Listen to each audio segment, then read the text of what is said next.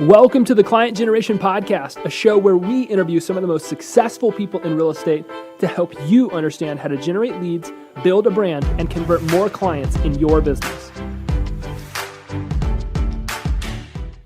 I am pumped for my interview today. I've got the one and only Setema Nali on, who is going to blow your mind with some just absolute gold. I can guarantee it. So now that I've applied a lot of pressure, Setema, how's it going, man? Thanks for... Thank you. Yeah, it's great to be here. I'm honored. I'm looking forward to the podcast. Looking forward to having powerful conversations. Everything from what we talked about earlier, branding, marketing, sales, mindset, momentum, results. I love it, man. This is my life and this is my life's work. So this is what I do. Dude, let's get right into it. Who is Setema? How did you get to where you are today? That's a great question. When I was playing football at BYU 20 years ago, Brigham Young University, I wanted to actually be a teacher. That's all I wanted to be, because a teacher had changed my life. I'm like, I'm going to go be this teacher. And, I was a captain, I was a senior, and I had a chance to go to the NFL. And so they were like, you should just go to the NFL. And when you're done with that, come back and be a teacher. I'm like, okay. So I ended up going to the NFL, loved it, had a great experience, very short, tiny, probably one of the shortest careers ever. And NFL stands for not for long. It's a brutal sport. You watch these guys and they're like, boom, they're colliding with each other full speed. And so when I finished up in the NFL 2 years, I got a Superbowl ring with the Patriots. It was an amazing time. I came home and I'm like, what do I do with my life? And I'm in Alabama to do my final physical. Like, I'm done with football. So I'm down there. I don't have that much money. I'm kind of like out of money already. And I get this book called Rich Dad, Poor Dad. And at this point, when I read in college, I went to class to I just kind of got through to play football. And I read Rich Dad, Poor Dad, and I couldn't put it down. I read it like 3 times in 3 days or something like that. I just was like, wow. Like, wait, I can buy assets and I can have cash flow and I can be an investor. Everyone needs to read this book. And I came home and I didn't know what to do with my life. And a buddy of mine showed me a check that he had. And he's like, man, look, check this out. It was like 30 grand. And I was like, wow, was that last year? And he was like, that was last month, man. I was like, what? And I'm like, what are you doing? He's like, mortgages. I'm like, what the heck's a mortgage? I was like, did not know. So I jumped in. He showed me the ropes and mortgages in the end of 2003. And in 2004, I got serious about it. So I made this rise 2004, 5, 6, 7. Mortgages led to real estate and mortgages led to hard money developments. And we had properties everywhere. We had investments. We had the stuff moving. It was an easy time to make money. And then the crash. And when the crash came, we got obliterated. Like, it was Armageddon, and it was like Thanos, right? He just snapped his fingers from Endgame, like, and we lost everything: cars, homes, investments, money. And that was a very difficult time in our lives. So from there, that was about 10 years ago, 2008, 2009, sold my Superbowl ring to get cash. Was like a little baby, just bawling, like, how did I get here? I can't believe this. And I was mad at God. I was mad at the world. And I was angry. And while I was going through all of this, cars repossessed, homes foreclosed, getting evicted, kicked out, selling everything, my wife's wedding ring. We sold the baby changing station, like, for $20. Like, give us $20 so you can have this thing. There was a piece of me that always knew that I was going to come out of this, and I was going to live to tell the story, and I was going to use it as a platform to help other people. And today, we have amazing programs. We run immersion here in Southern California. Men and women show up, and it's an intense 4-week program. They show up here for 4 days on the 4th week. We have one-on-one clients. We have our group clients. We coach. We work with corporations, entrepreneurs. People hire me to speak. They hire me to speak about turning their life around, getting results, and getting their life right. I'm married with 3 boys, love my wife, love my kids, love my life, love my lifestyle. And my mission today is to unleash human potential and help those humans maximize their performance in the world, right? How they live and what they do, and what they create. And that's Setema in a nutshell. You can ask more detailed questions, but we went from like loving life to having nothing, to being on food stamps, EBT, to being like scraping and borrowing money, like barely being able to make it forever. And then like today we live in Southern California. The beach is like 10, 15 minutes from my home. We live in a beautiful area and I love what I do for work. And it's like my life's work, my mission to really help people unleash their potential and go live the life they were supposed to live. Man, I absolutely love it. So let's dive into that a little bit. How do you help people unleash their potential? What's that look like? Yeah, you got it. So when people come into my world, they'll see an ad, they'll listen to a podcast, someone will make an introduction. And it's not like people sit there on Google and say, how to change my life, how to get unstuck. Like there's so many things out there. So we interrupt with what we're interrupt marketers. They're scrolling Facebook and they see an ad that hooks them. They see this video of me and they click. And once they click, like, woo, we pull them in. And they'll watch a video, they'll fill out an application, they'll get on the phone with one of my guys, and they enter into a world where we coach them. Like we get them so clear, we get them to start living by principles, and we get them to stop lying, and we just recalibrate and we realign and we reorient their entire life, their business, their marketing, their sales, their relationships, marriage and family, their spirituality, their faith and their purpose, and of course their fitness. And people, when they come through immersion, like everything changes. It's hard. People bawl, they cry, they want to quit. Everyone wants to quit the first night. They're like, what did I pay for? And once they start, like in the waivers, we just tell them, like, hey, you leave now, you get a refund.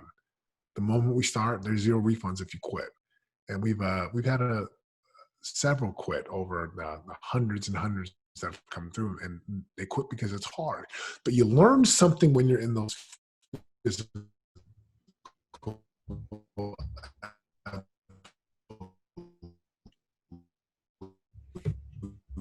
that are harsh to me and helped me. And then, when I go speak on stages, right, I get a chance to share the message and move people and touch them. And like, I'll be straight. Like, I'm not a fan of like motivational speakers. Like they're cool. But like, what does that do for someone? It gives them a pump of this like infusion of caffeine. Mm-hmm. And then what?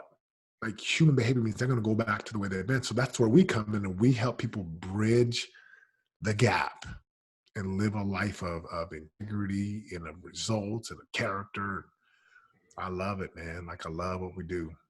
Do you find that there are consistent patterns in people that, put them into these places where when they finally show up and, the coach appears, right?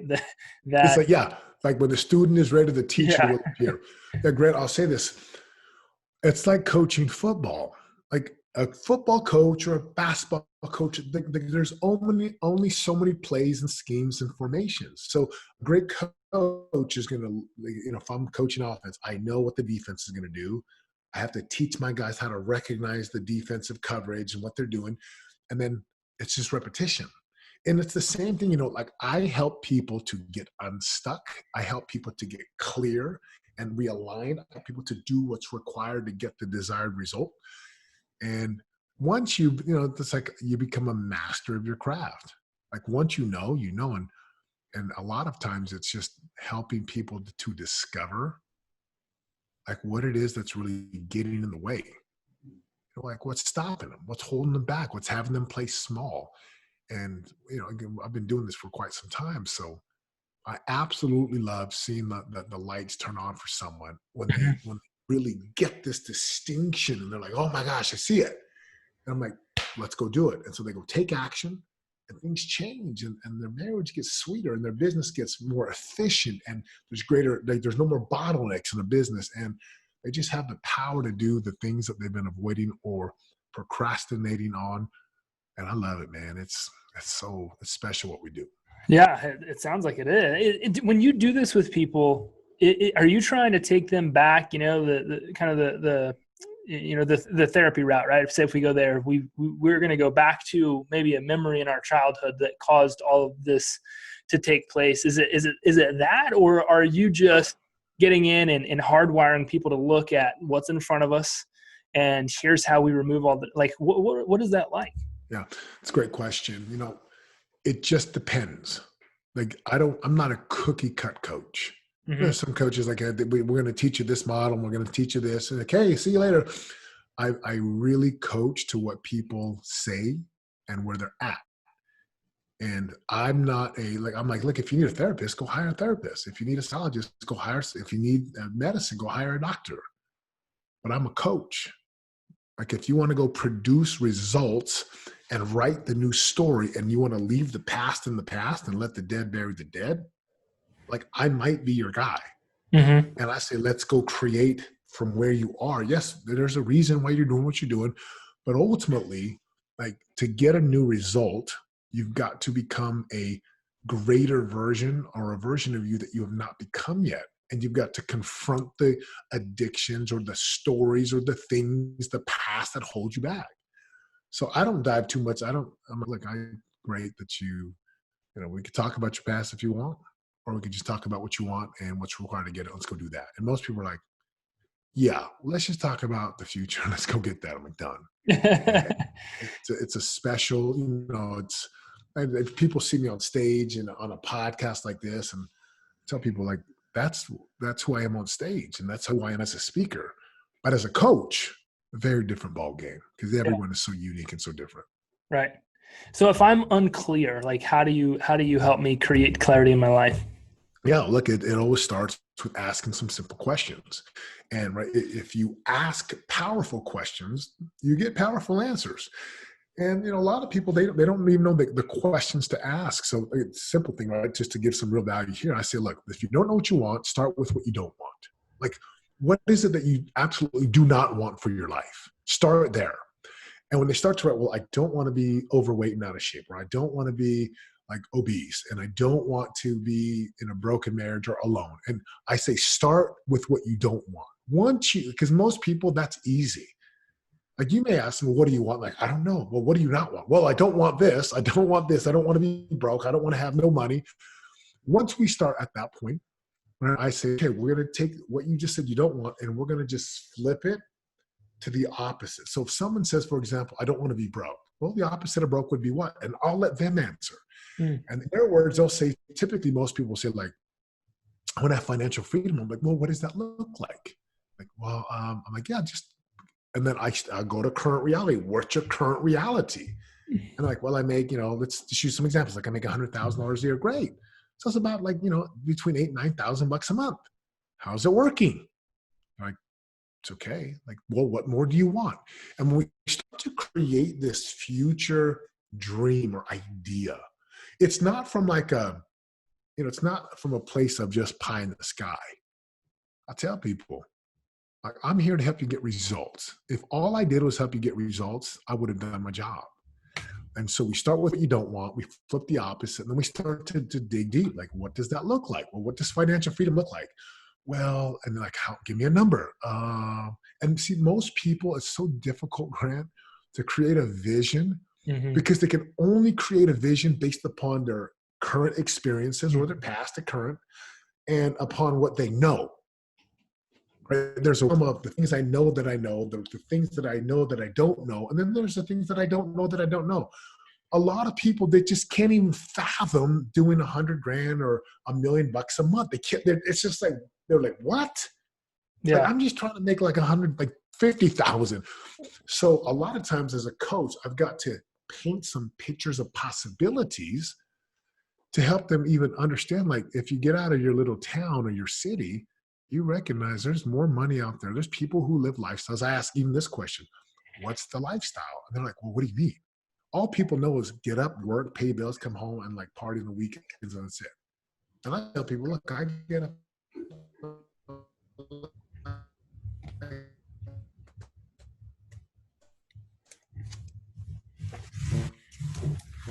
30, I take them to school. I date my wife every week. I, take my kids to the skate park. I coach their games.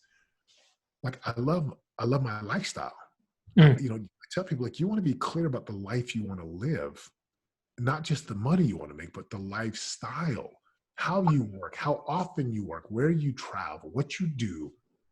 And, once we start helping people get clear about that and they can see it, and they really want it. Like they're like, no, this isn't just a want. This is, I must have that, because we help them to dig on their why, which is their holy cause. Like, why do you want it? I love what Jim Rohn said, right? The bigger the why, the easier the how. So that's how we get people clear. We journal it. I'm sitting here at my desk, and I've got I got my journal here, and I got journals here, and we teach our people to journal, to write, because that becomes our personal scripture. And then once people get clear and we start to dig on it and we start to chip away things, right? The next step is to get committed to it. And look, it's really fun to help people to open up new possibilities, to create new visions. I mean, we have people in our clients. We've had people who were 300 plus pounds. They weigh 150, 170. They've done Ironman. They've hiked Mount Kilimanjaro. They've run 100-mile races. They've done marathons. We had people that were on the verge of divorce. There were papers were ready, and they burned them. They're married. They stayed married. They're happily married. They're in a great position. We've had people with businesses that were struggling, and today they're making an incredible income with an incredible lifestyle. So we always start with helping people to get clear, and it's fun, man. Yeah, I love that. Setema, hold on one second. Setema, sorry. I'm going to pause, and I'm going to switch my Wi-Fi really fast. I'm so sorry. Go ahead.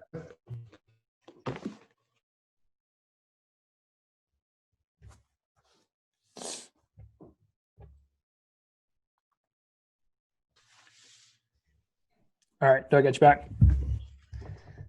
Cool. All right. Sorry about that. Oh, you're good, man. All right. So I'm going to pick back up. Yep. So I love how you go about helping people cast a vision for what they want their life to look like. And then we start casting a vision. And sometimes when I've done it for myself, I'm pumped, I'm jacked, I'm excited. I get connected with why I want it. I start to visualize it. What is it that's going to get me there? Is it just having discipline? Is it, like you said, is it writing about it every day? Is it becoming all that? How do I go from creation to execution to results? Yeah, great. So we have a model that's called the path. And inside of the path, it's like simple steps. But we declare what you want. The second one is we define what's required. And we call it define the necessary required actions. So once you start to cast this vision, it could be 3 year, 5 year, then we always bring it back to 12 months, and then we bring it to a 90-day challenge. Everything we do is what we call this 90-day challenge, or a 12-week season. It's like seasons, like a football season. That's it. 12 weeks from now, what do you want to produce? Now, the reason we do 12 weeks, 3 to 5 years, is just, it's so good. It feels so good, warm and fuzzy. Yeah, and you don't have to do anything because it's so far out there. But if it's 12 weeks and it's a tangible, specific, measurable, time-stamped outcome, like an outcome, yes, you did, or no, you did. A nice marriage is not an outcome. Lose some weight, that's not an outcome. Make more money, that's not an outcome. I make X amount in my bank account. I've lost X amount of weight. I ran this race. I had 12 date nights over the last 12 weeks. Those are tangible outcomes. So you declare what you want. You define the necessary required actions, and all of them. Everything that's required to go make that outcome become reality, you write it down. Once you've written down every necessary required action, with step 3, we just say you got to decide, am I willing to do that? You got to decide, am I willing to do those necessary required actions? Yes or no? If for an example, if you're going to go lose 50 pounds and run a marathon, are you willing to run and eat clean and buy running shoes and run, and it hurts, and have a coach? Are you willing to get up and sacrifice time on the couch to go run? Are you willing to go learn how to market and sell? Are you the decide part is crucial. Most people go from this is what I want to I'm going to commit. No, there's a lot of steps in between. Mm-hmm. So once you declare what you want, number 2, you define what's required. Number 3, you decide if you're going to do it. There's 3 steps left. Number 4, we call it create. And you create yourself powerfully. You got to build a version of you that's consistent and congruent with creating the intended result. Like Tom Brady or Serena Williams or Aaron Rodgers or LeBron James, these athletes walk onto the court, the field, right, what their field of play, and they created themselves powerfully, meaning their self-esteem, their self-concept is so healthy. Healthy ego. Like, I know who I am. I'm the man. I'm the woman. I'm a champion. I can overcome a 28-3 deficit. I can come back down from 3-1 in the finals like LeBron James did against the Warriors. So you create yourself every day. Again, that's a whole nother conversation. And then step 5 and step 6. Step 5 is commit. Commit. Commit means every one of our words has specialized meanings. Commit means to do what's required, to do what you said you would do, to act decisively in spite of thoughts, feelings, emotions, and moods. You don't do your best. You do what's required. Doing your best is for kids. Right? Doing all you know is for amateurs. You do what's required. You either did what's required or you didn't. You do what you say you would do, right? If you say you're going to go do X, you go do X. One of my coaches said, so tell me, you know why I make $8 million a year? I'm like, tell me why. He's like, because I do what's required to do $8 million a year. And I'm like, okay, is there anything else? Like, nope, I say what it is that I'm going to do and I do it.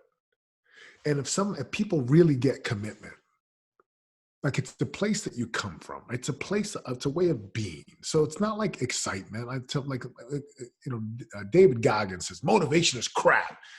And it's like, I believe it. Like, motivation is like caffeine. You take a 5-hour energy or whatever you drink, your Red Bull or Monster or coffee, whatever your caffeine choice is, it's going to wear off.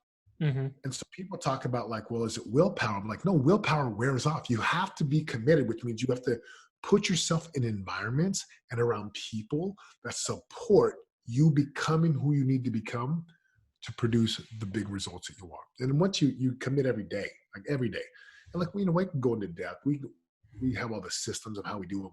We return and report. Step 6 is complete. Like, you complete it. Like, you stop stopping. You don't set goals and set goals and set goals and set goals. Like, no, you actually set an outcome and go smash that thing. Like, you go complete. You don't stop until it's done. Whether it's an income or it's a marketing campaign or it's greater connection with spouse. And that's the game we play, man. Like, it's like, people are like, well, how do I do it? And again, there's the component of having a coach or a mentor. Like, I love having coaches. And when people hire us, they hire us to help them get to that top level, like, change their trajectory, get more clear, get rid of the expensive things that are costing them dollars. And yeah, that's how we do it, man. I love it. How do I pull myself out of what I call the drift? Like, you've been in these situations, and I'm sure you've been with people in these situations where they go through these 6 steps, and all of a sudden they wake up 2 weeks later, they don't know what happened, but it's almost like, I got to reset. Is it a daily? Do I just make sure I'm intentional about resetting daily? Yep. What do I do to pull myself out of some type of drift? And I'm sure you've experienced this. But. Yeah, there's a number of things you can do. Number one, like, you want to have some type of daily, what we call a coach's corner, right? So in football, like the Patriots just lost last night to the Ravens on prime time. Like, they lost. They're no longer undefeated. It's awesome. Because Bill Belichick's right now, they're breaking down the film. They're already they know they're going to face a team like the Ravens again. And when they do, they'll be ready. Mm-hmm. So on a daily basis, before I go to bed, I check my schedule. I look at what I've done. Like, and this, for someone who's coming, like, look, let's be real. If someone has not worked out ever in their life and they're like, 200 or 300 plus pounds or whatever, and you get them to stop eating crap and to go for a walk, they're going to lose weight. Right? If you've not done any of these things and you do something, you're going to see results. When you're into the momentum and you start to find yourself in a drift, you got to reset. So we reset daily by looking at what you've done. Look at the next day.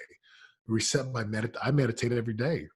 Like, as soon as I'm done with this, I'm going to meditate. Like, it's midday. I woke up at like 4:30 today. So if I look at the clock, it's like 1 o'clock. Dude, it's like the day's half done. Woke up at 4:30. I've been going for like 6 hours.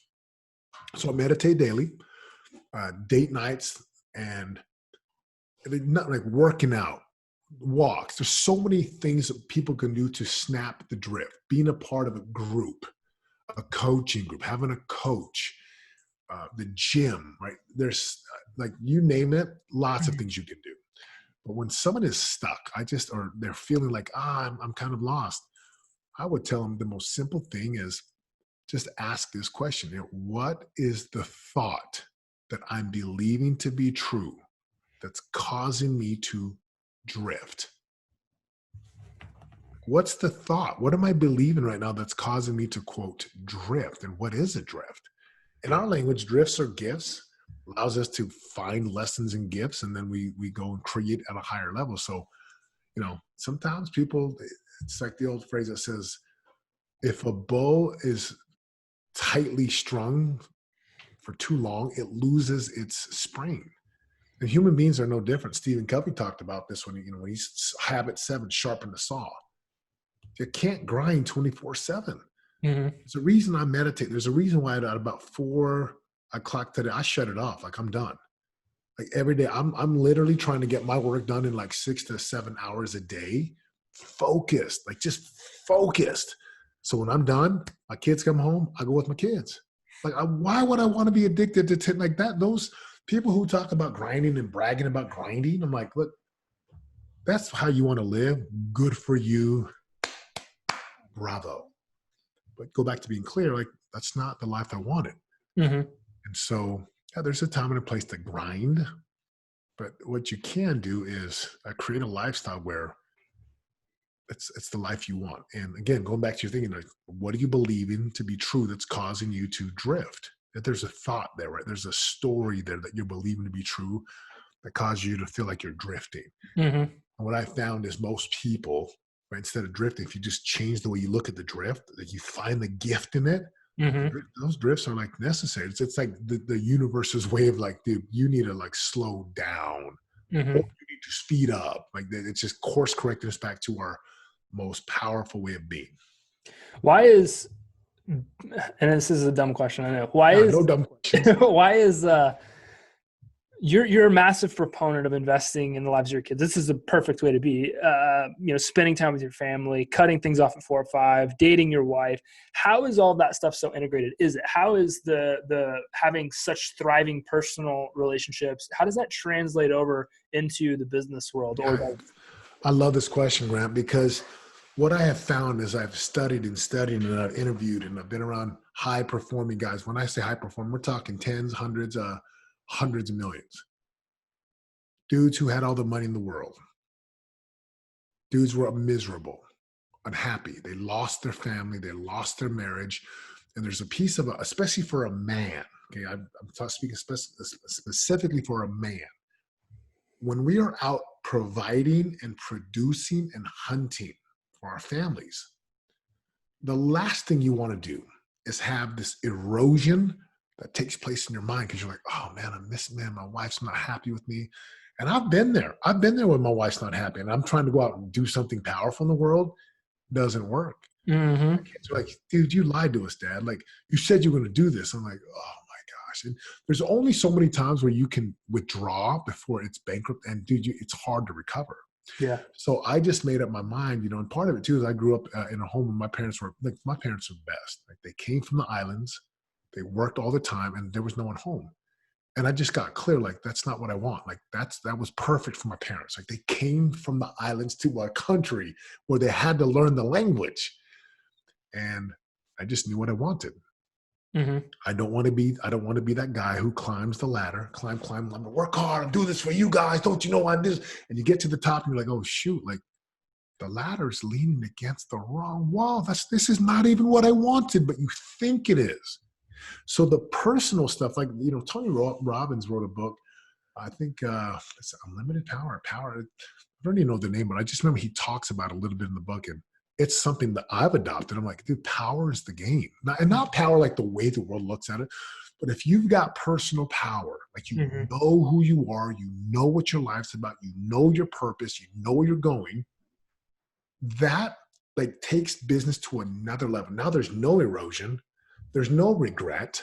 You've made the deposits. Like, I love what Stephen Covey talks about. You deposited into your spouse, your children, your home. Like, our home is a sanctuary of faith. Our home is a protection from the world. Our home's got to be that.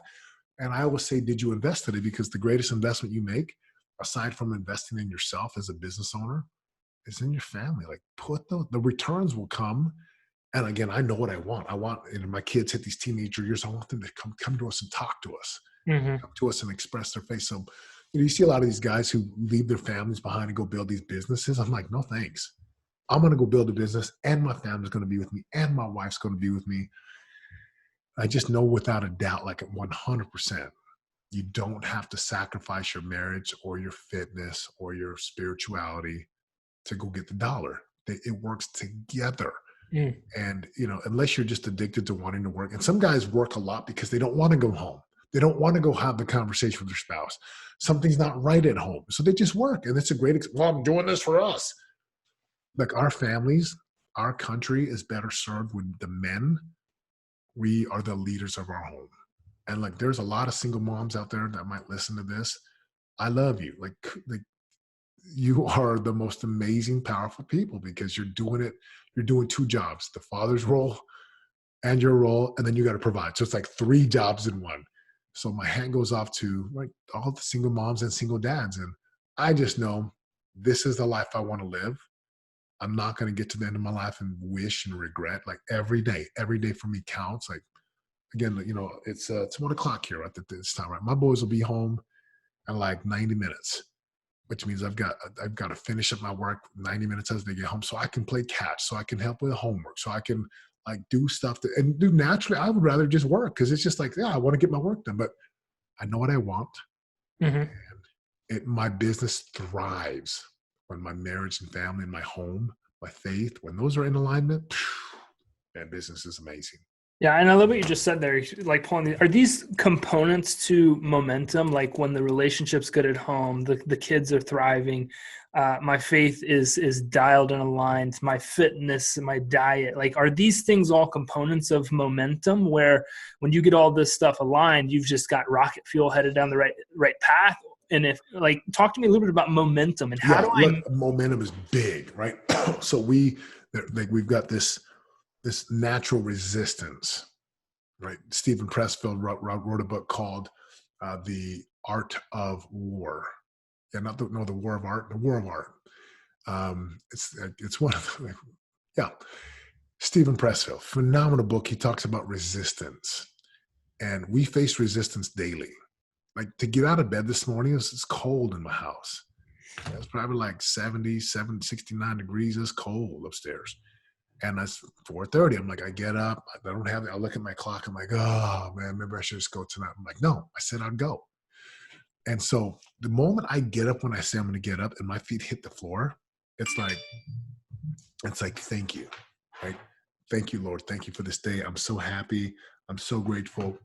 And I get to the sink and I use the bathroom and I get my face, my brush my teeth, contacts in. And if I can get downstairs and I start listening to talks, again, here's momentum. I got up. I'm already at the gym. I'm listening to some church talks or some business podcasts. I'm like victory, victory, victory, victory, victory, victory, momentum. And all of a sudden, when you get like, right, what do they call it? The law of the big mo. When you got momentum, you ride that thing. Mm-hmm. Like sports, it's like in the game of sports, when you got momentum, you ride it, you put your foot on your enemy's throat, you like press.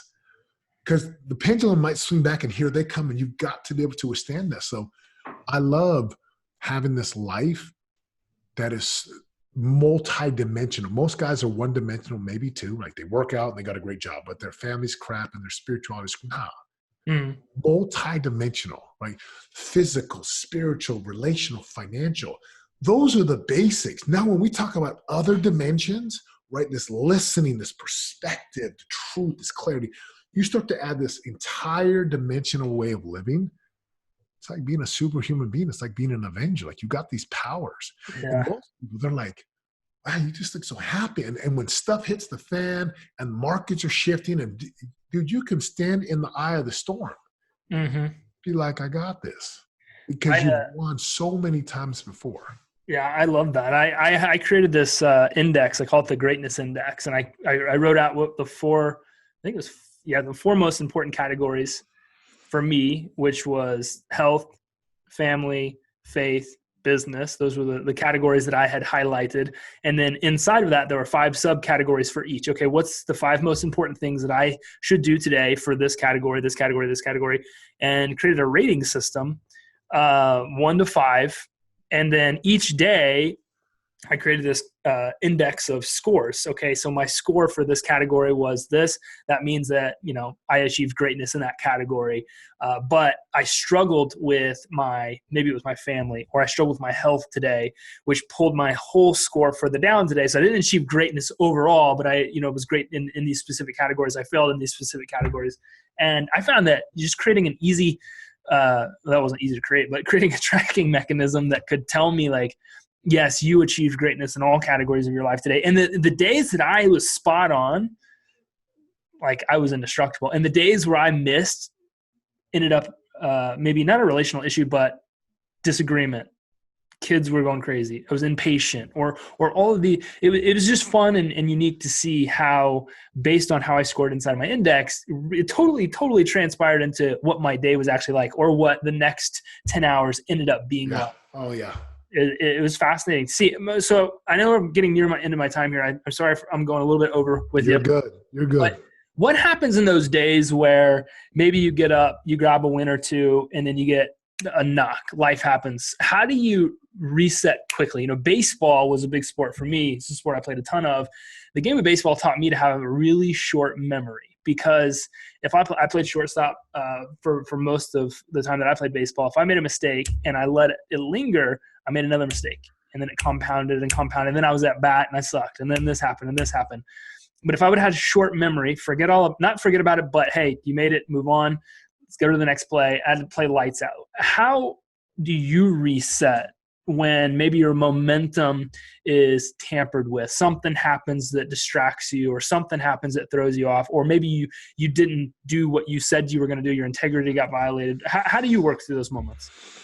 So, look, I love this question, because here's the reality. Almost every day, yeah, you get a linebacker, you get a fastball, you get something that just knocks you off course. It happens every day. I mean, there are some days where I go through and I'm just like, I'm walking on sunshine. I'm like, yeah, like life is good. And, a few things that I do. Number one, I make sure I've meditated and I've done my spiritual disciplines. I need that every day. Like if I haven't meditated, my family knows, like, did you meditate today? I'm like, no. They're like, go meditate. And it typically ends up me like falling asleep, like just out for 20 to 30 minutes every day. Like I need that. Number two, I like to breathe, like 5 to 10, just.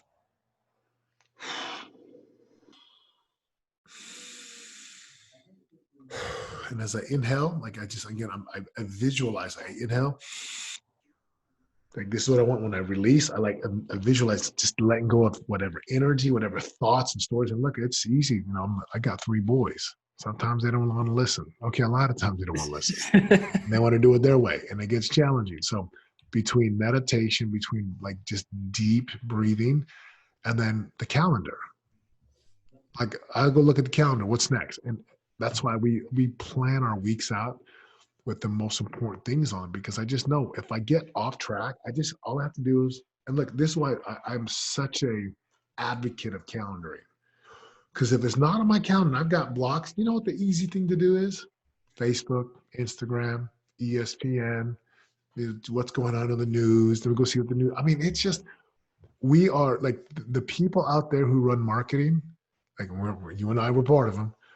And I'm talking these organizations, they are trained. They get paid millions of dollars to get our attention, to stop us in our tracks and to get us looking at their stuff. So the calendar is important, because all I have to do is I know, like, again, I got something in 18 minutes. Like I just stick to my calendar. Once my day's done, I'm off with my boys. And if I ever get thrown off, like there's an argument or I get mad, there's a deal that went south, like I just need some space. I just need to go for a walk. I should go out and just, again, recalibrate, remember, like recalibrate and okay, what do you want in this situation? A great example is like road rage, right?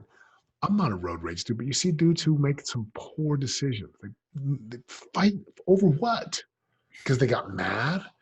And if you just stop and say, let me remember and recalibrate, well, what do I really want in this situation? I don't want to be in jail. I don't want to fight. I don't want to hit anyone. I just want to get to where I'm going. And my ego got in the way. And that's what I liken, what you just, when you get knocked off, it's like road rage. Like it was a small thought, and it's like 15 to 20 seconds. And if you let that run your day, like, I'm like, really? You're going to let that thing have you go eat ice cream and binge on Netflix for 3 days straight? Really? Or like if you're on your diet, okay, you had a donut or you had a burger. Just get back on. Don't be like, oh, it's too late. I'll start next Monday. I'm like, dude, it's Monday. I'll start next Monday. No. But you just remember and recalibrate and get back to the schedule. Like, let's go. Like this, okay, I had a poor thought. I made a poor decision. Right back on it. And sometimes for me, I need to breathe, man. I need some space. If I need space, I need to go for a quick drive or go for a walk. I got trails out here, and Yeah.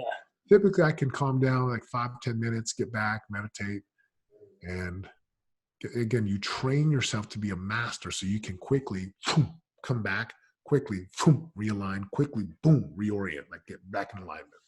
And I love the way that you do it, because this stuff is planned for you. Like the rest, the investments, the date nights, this stuff isn't reactionary. You're not reacting and then justifying. You're not like, okay, I'm going to eat ice cream because I've been fantastic for the last 2 weeks. You're like, no, I'm eating ice cream because I planned I was going to do this a month. I plan my cheat meals. Like Yes. I know when I'm going to like have a reward meal. Like I get 2 a week. And as long as like, I mean, I got, this is protein, right? I got 64 ounces of protein in this thing I'm drinking today. I plan pretty much everything. And then you got to have a plan for when you get punched in the mouth. You just get back on. I know there's going to be a part of my 64 ounces, 10 spoons. Are you on that rock diet still? Is that what you got going on? No, man. I got two solid meals in me today. Like I got some weight to lose. Let's put it that way. So. Dude, that's awesome. So yeah, no, back to that. Like if you don't react and then justify why you're doing something. Like if you like, well, I'm not going to get up today because I got up early every day for the last month. That's a reaction if you're doing it in the moment. But if you're like, no, I gave myself this window. I planned I was going to sleep for an extra 2 hours today. Planning those things, and in my world, it's way easier to experience discipline. It's like, no, we're grinding because I see 2 weeks from now the time that I'm giving myself, maybe to rest for a whole day, or maybe to sleep an extra 2 hours, or maybe I'm going to take a warm shower today instead of a cold shower. Like if you plan those things, in my mind, it's just been better for me to like give myself something to look forward to, so that I'm like, nope, today I'm doing what I said I was going to. I'm going to have integrity with myself so that I can have it with everybody else. And I think that's really powerful. Okay, last question. Yeah. Sorry, I got a bunch of last questions for you. Great. This is great. We got some time. Last question. Is this all like a muscle? Are we consistently building it up? Because obviously, I think most people don't experience. They wake up tomorrow and boom, everything clicks. Is this just something we got to just continue theoretically stepping into the gym and getting our reps in and building up these muscles, building up our disciplinary muscle, our habit muscle, our integrity muscle? Are we building up these muscles as we go throughout this process of redefining ourselves and evolving as people and so on and so forth? Yes and no. 100% yes. We're everything we do. We're building a habit. We're building this way that you say we don't react, but we respond. I always teach this to our people. Powerful people respond. Weak people react. So we're building how we respond. We are building the muscle memory of like, it's 4:30, boom, get up, get to the gym, lock and load by 5. When my kids act and behave a certain way, then they're tired, they're hungry, they're grouchy. I've got to train myself. So the answer is yes, we're building this muscle memory. And also, I also believe 100%, and this is a whole, like, we could spend 12 hours on this. To make a quantum leap, right? Most of the progression is very like incremental, linear. It's just like boom, boom, just get my reps. There comes a time where people know, like, if I keep doing this, I'll never get there. It's too slow. So they have to make these quantum leaps, like radical bounds. And that's where you have to shake the system, right? You have to like reboot the system. And that's where like really real transformation is. Like, change is adding something or taking something away. But transformation is creating something entirely new, right? It wasn't there before. And so, yes, we're developing these muscles. We're adding to, we're taking away, we're getting better and better. And I believe that in sports, right? Get better, get better, get better. But what is it that takes an athlete from get better, get better, get better to like champion? And that's not done the slow way. Like there's a whole nother model about that. And again, that's another 12-hour conversation. So to answer your question short, yes, 100%. And there's times where you got to make some big leaps and bounds that are quantum that like most people never get there. They miss it. They get to their end of their life like, oh, that was cool. Like you missed it. Like you missed the window. Like you missed that leap, that quantum bound. So I find myself waking up like every 3-4 months and just be like, F you, dude, I'm done with you. Like I think you're like a great guy, but I never want to be you ever again. So I'm changing. And then what'll happen is like every year-ish, I'm going to get a new car. I'm going to get a new phone. I'm changing my wardrobe. Like clothes about me, my physiology, like everything is changing because I don't want to be the person I was yesterday anymore. Is that kind of what you're describing? Yeah, it really is. And it's not like a surface like I hear you say that and someone might hear the podcast and like, that sounds cool. But it's not like this surface thing, right? It's a deep like commitment. Everything about me is changing and it's changing today. Like I've decided now, I've put up with it long enough. Yeah, that's really how you make the quantum leap, like these bounds.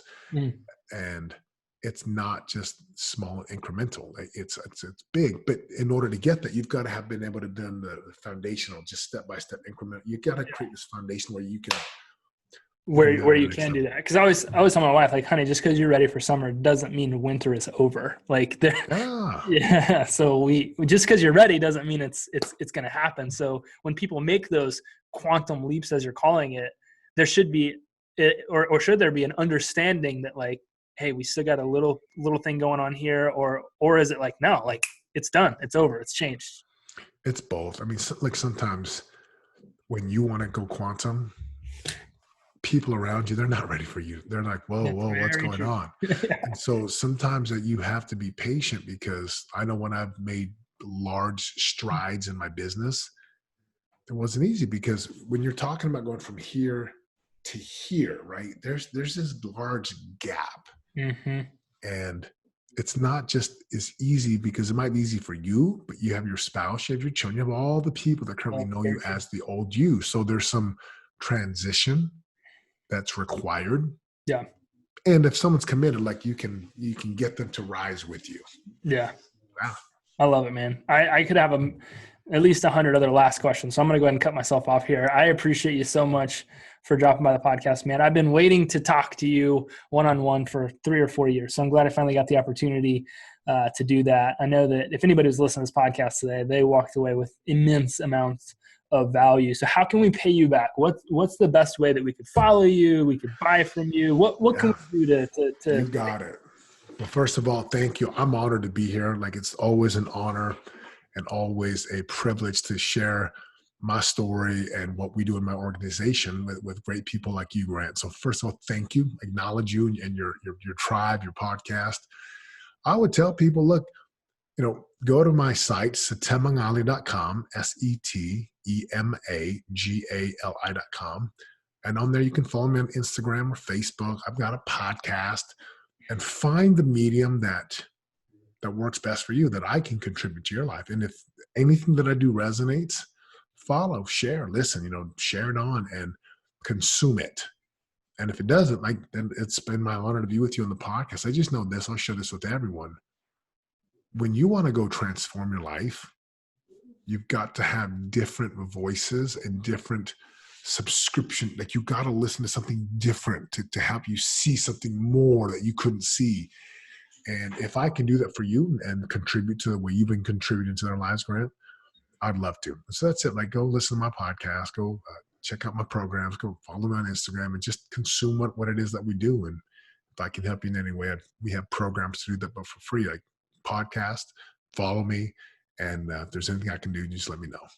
I love it, man. Guys, make sure that you go to setemanali.com. We'll make sure that we link that up in the show notes. That way you can connect with him. I highly, highly, highly, highly recommend that you do that. I get a daily dose of Setema almost every single day and have for the last 3 or 4 years. So I'm really excited and appreciative that you continue to wake up every day and show up, man. So we appreciate you.